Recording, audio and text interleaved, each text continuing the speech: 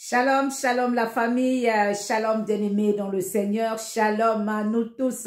Si c'est la première fois que vous passez sur cette page, veuillez juste vous abonner, liker, partager la vidéo. Bienvenue. Bien-aimés, je suis en train de vouloir faire la deuxième partie de cette vidéo. La première partie, vous allez la trouver, ça fait de cela un mois où j'avais mis comme terme confusion totale. L'église de race blanche et de race noire. Cette vidéo, ce n'est pas pour rabaisser certaines personnes et élever d'autres, mais c'est pour nous amener à voir nos erreurs afin de changer. Parce que tout le monde est amené, est appelé à changer, à marcher selon les voies de Christ. Parce que la Bible nous demande à être des imitateurs de Christ.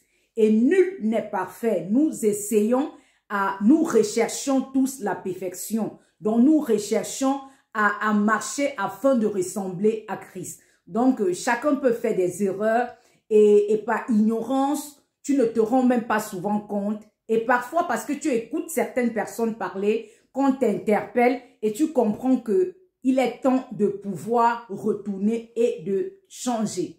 Je suis en train de parler par rapport à mon expérience, ce que j'ai constaté par rapport aux assemblées, les réunions des églises en Afrique et la différence avec ce que j'ai constaté sur place, ce qui m'avait beaucoup choqué, ce qui m'avait beaucoup touché. Et je suis en train d'amener le peuple de Dieu à devoir vraiment réaliser qu'il y a des choses à changer dans notre façon de nous réunir, de servir le Seigneur. Parce que c'est très important que nous nous réunissons et que nous marchons selon les voies du Seigneur et non comment nous faisons, parce que nous avons eu une culture à faire cela et nous apportons cela dans l'église de Christ et nous marchons comme cela. Non, nous devons suivre le bon exemple. Et ce bon exemple, j'ai certains exemples que j'ai vus ici, certaines choses que j'ai vues et j'ai voulu partager cela afin que ça puisse nous édifier. Et si quelqu'un a quelque chose également qu'il a dans son assemblée, vous pouvez mettre en commentaire. Ça fera du bien toujours à quelqu'un. Ce que nous recherchons, c'est d'être des imitateurs de Christ, de marcher comme Christ le veut. Parce que c'est une église pure que le Seigneur viendra chercher. Donc, bien aimé, comme je l'avais parlé dans l'autre vidéo, ce qui m'a surpris lorsque je suis arrivée ici, les églises des Blancs, où il y a plus de Blancs, il y a vraiment la différence. Parce que le Seigneur nous appelle à être son église. L'église, en fait, c'est nous. Et étant donné que nous avons une seule Bible, une seule dans le chemin que nous allons suivre, c'est la même chose. Il n'y a pas comment Dieu va dire en Europe ou en Asie, voici comment vous allez marcher. Et ce sera différent pour les Africains. Non. Le Seigneur nous appelle à l'humilité. Et l'humilité, c'est tout le monde. Que tu sois blanc, que tu sois noir, que tu sois jaune, que tu sois orange, quelle que soit la couleur, il nous appelle à l'humilité. Nous devons tous ensemble manifester l'amour entre frères et sœurs. Ce qui m'a surpris encore, comme je vais le dire, les Européens dans leur assemblée, ils manifestent plus l'amour. Comment est-ce que ce côté amour-là?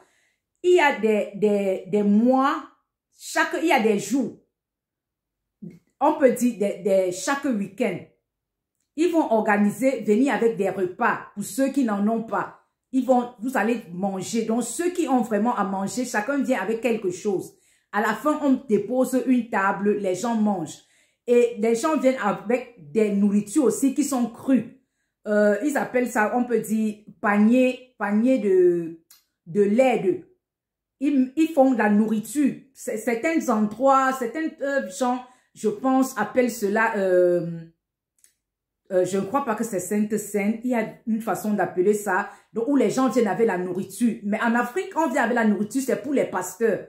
Mais lorsqu'on vient avec la nourriture ici, on enregistre, on a déjà le nom de tous ceux qui ne travaillent pas, de ceux qui sont dans des conditions difficiles. Le pasteur ne prend même pas. On donne à tous ceux-là.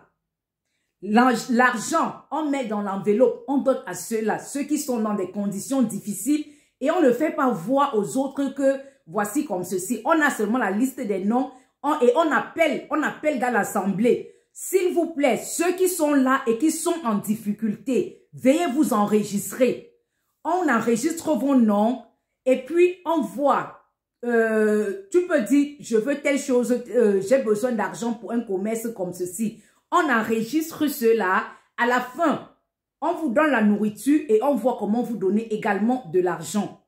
Celui qui conduit les brebis, comme le pasteur, leur façon de faire également m'a tellement plu. Le pasteur où j'étais, comme je l'ai parlé dans la première vidéo, il était très simple de façon qu'il nettoyait le sol, comme on dit dans le langage simple, laver le sol. Lui, il lave le sol.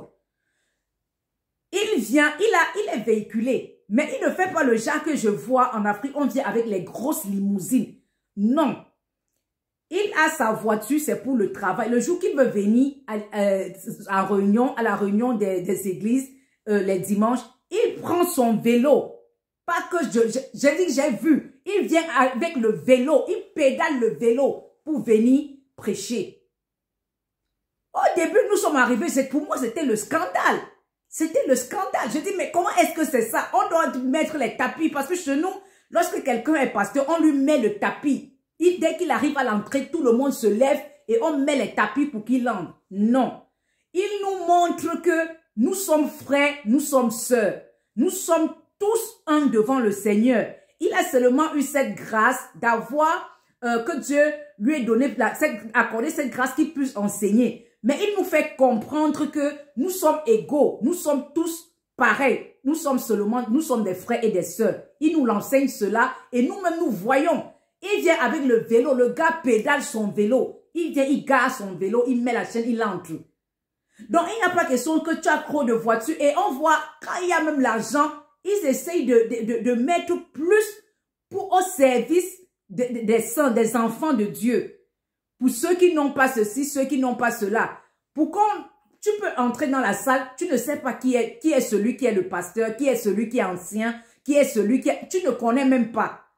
C'est seulement quand tu vas voir, on va vouloir faire quelque chose que tu vas comprendre que c'est celui-là. Donc, ils sont vraiment comme cachés. Parce que tu vois la simplicité, l'amour, le partage. Donc, il nous montre que ne te sous-estime pas, ne crois pas que pour toi est fini comme tu es à ce niveau, comme tu es dans les difficultés, Non, il te fait comprendre que tu es également quelqu'un, que tu as quelque chose en toi. Donc, chacun dans l'assemblée a droit à la parole. Chacun peut s'exprimer. Des moments où il y a des tables rondes, on s'exprime. Ce n'est pas le genre parce que une fois en Afrique, j'étais allée voir un pasteur parce que je traversais les moments difficiles. Qu'est-ce qu'il a fait? Comme je n'avais pas de moyens, j'étais pauvre. Je suis arrivée. Les gens venaient, ils ouvraient la porte, ils entraient, ils les recevaient au salon. Moi, j'étais là à côté parce que je travaillais à côté de la maison. Je voyais comment ils faisaient. Je me suis également apprêtée, je suis arrivée là. Comme je suis pauvre, il a ouvert la porte, a envoyé la tête dehors. Que veux-tu? J'ai parlé. Il a dit oui, c'est comme ça, il a fermé sa porte, je suis partie. Parce que tu n'as rien, on t'humilie, on ne te considère pas. Le pasteur, celui qui est européen, il t'embrasse. Tu viens vers lui, il t'embrasse, il te dit courage, tu traverses les difficultés, je sais que ça va aller, il prie pour toi, il essaye de venir chez toi. Donc il se rabaisse, il voit des gens qui sont dans le besoin, il donne plus l'amour à ceux-là.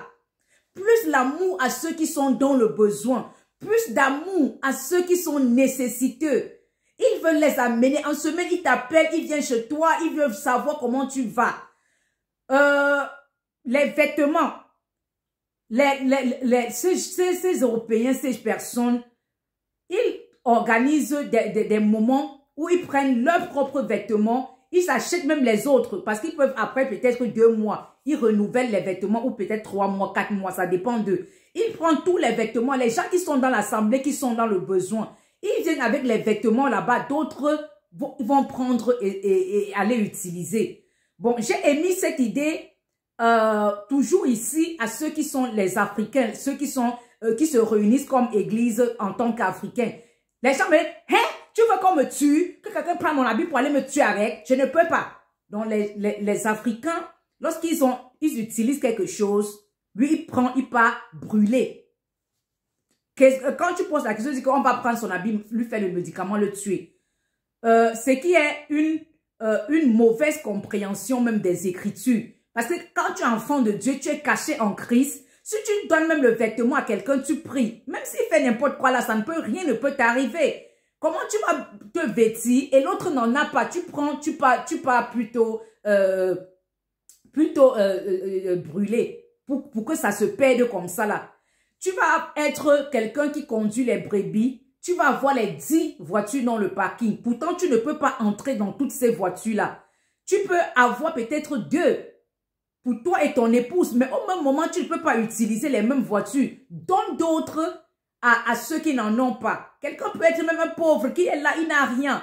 Mais tu lui donnes la voiture, cette voiture fait le taxi. Parfois, même, les gens se réunissent, l'autre n'a même pas de quoi manger chez lui. Mais il est là avec les autres, il rentre croupi comme ça là. Donc, ce sont des choses que nous devons changer. Parce que le Seigneur lui-même a dit, si tu as 2 vêtements, donne un à ton frère.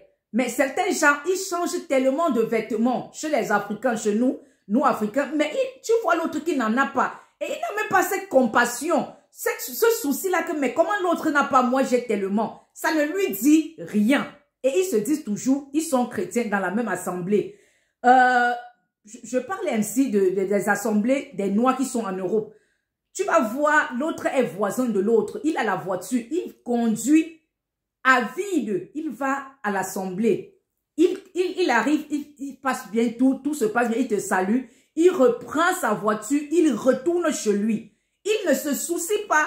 L'autre a même un bébé qui est nouveau-né, qui n'a pas de voiture. La personne va venir dans le foie avec le bébé et lui, il a sa voiture, il roule à vide. Il ne pense pas aux autres. Mais celui qui est blanc, quand vous vous réunissez, que ce sont les blancs, celui-là va se soucier que non, l'autre qui n'est pas véhiculé, comment on va faire pour le ramener? Comment on va faire pour l'aider? Donc, eux, le blanc, ces Européens, ils cherchent, les Occidentaux, comme on peut dire, ils cherchent toujours à venir en aide aux autres, à vouloir apporter un plus à celui qui n'en a pas. Ce qui est très rare dans le milieu africain. Le milieu africain, c'est l'égoïsme. Tout pour moi, rien pour les autres. Je parle du haut jusqu'en bas. C'est ce que nous faisions du haut jusqu'en bas. Donc, et quand tu n'as rien, tu n'es pas considéré. Et d'autres personnes, quand ils arrivent dans les assemblées, ils exposent leur vie, leurs problèmes. Quand tu exposes alors ta vie dans le milieu africain, tu es fini. Oh, oh, on va se moquer de toi-même avec ta vie. Les gens vont rester, on va dire que celle-là, regarde, voilà son histoire, tu ne connais pas son histoire. Certains se sont retrouvés à abandonner des assemblées parce qu'ils ont cru qu'ils étaient en famille, ils ont exposé leur vie. Et maintenant, c'est avec ça qu'on prend pour se moquer d'eux. Ils se sont retrouvés qu'ils ne pouvaient pas supporter, ils ont fui. Donc, bien aimé, c'est pour que nous essayons de changer. C'est très important d'être des véritables imitateurs de Christ, de marcher comme Christ a marché, de pouvoir être des exemples comme les chrétiens de Béret. Aujourd'hui, jusqu'aujourd'hui, on parle des chrétiens de Béret. Ils examinaient les Écritures. Donc, on veut parler de ces gens qui se comportent bien pour que nous aussi, nous puissions voir ce qui est bien et que nous puissions imiter. On imite ce qui est bon. Ce qui n'est pas bien, on s'enlève. C'est normal. Ça ne veut pas dire qu'eux aussi, il n'y a pas quelques petits failles. Ces petits failles, on essaye d'améliorer. Et eux, ils sont ouverts. Ils sont ouverts à l'amélioration. Et lorsque quelqu'un laisse l'assemblée, il ne se sent pas à l'aise, il va dans une autre assemblée. Tu vas voir les Européens, ils se fâchent pas. Il va te dire, continue de chercher le Seigneur. Continue de suivre ses voies. N'abandonne pas, même si tu es dans une autre assemblée. Mais que ce soit l'Africain. Un Africain m'avait vu, il me parlait de son assemblée. Je lui ai dit non, je suis déjà à tel endroit, je ne peux pas venir. Le monsieur m'a vu, ne me saluait plus. Un papa pasto.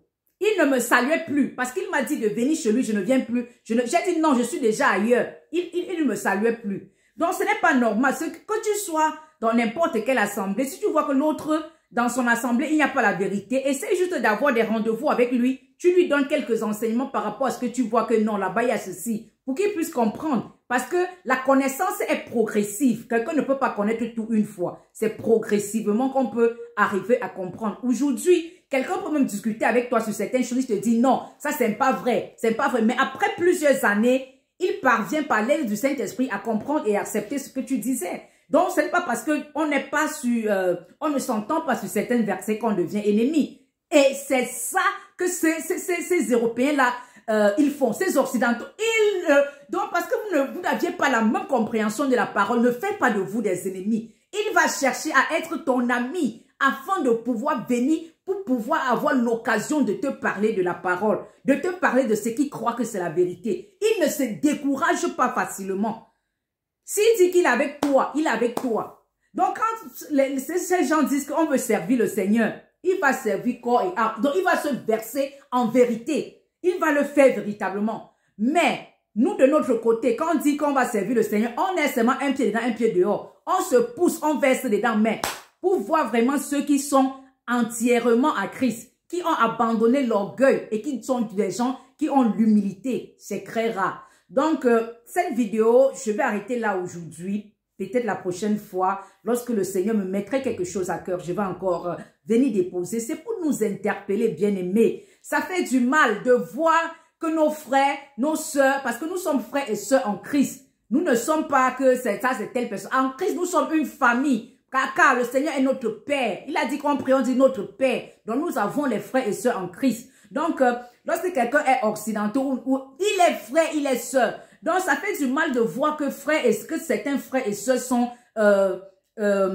marginalisés. Donc, ne sont pas considérés. Et ça me fait mal parce que j'étais aussi dans cette même situation où j'étais humiliée, rabaissée. Mais je vois, la personne qui était humiliée, rabaissée, tu arrives dans un autre milieu où les gens sont différents, de races différentes. On t'aime, on te donne de l'amour, on t'apprécie, on te dit tu peux, il faut te battre, il faut aller, il faut faire comme ceci, il y a encore de l'espoir, il te donne le courage. Tu sens qu'il y a quand même quelque chose qui ne va pas, que nous pouvons améliorer. Donc, c'est juste l'interpellation qu'il y a encore de l'espoir, nous pouvons améliorer, nous pouvons voir ce que nous faisons qui n'est pas bien et nous améliorons. Donc, bien aimés, nous arrêtons là et à la prochaine. Shalom.